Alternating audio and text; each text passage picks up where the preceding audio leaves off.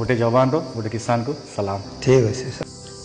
आज अच्छु आम बणीगढ़ ब्लॉक बड़पोस ग्राम यहीठाक चाषी भाई परिश्रम आमर खाइबा थाली सजाई होता है।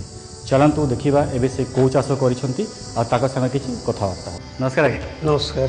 यहाँ कौ जनी चाष हाँ या जनी चाष। अच्छा आउ कौन को चाष कर? हाँ या बैगण कर लाउ कर बोतालु कर करला कर। अच्छा आम बजार आम बणे बजा बजा ना बणे को जाए सर आमर खुडगा को जाए एमती बणेटा मोर मेन।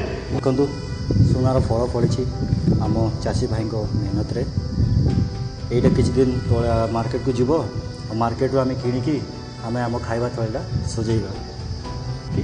जदि जड़े चाष करने इच्छा करेंगे तो चाष कौन फ्यूचर अच्छी जो बिक्री बड़ा जमी चली मार्केट भाव आमर जितकी खर्च होती बाहर कि गुजराणटा कर परिश्रम करबे से सफल भी हो पार।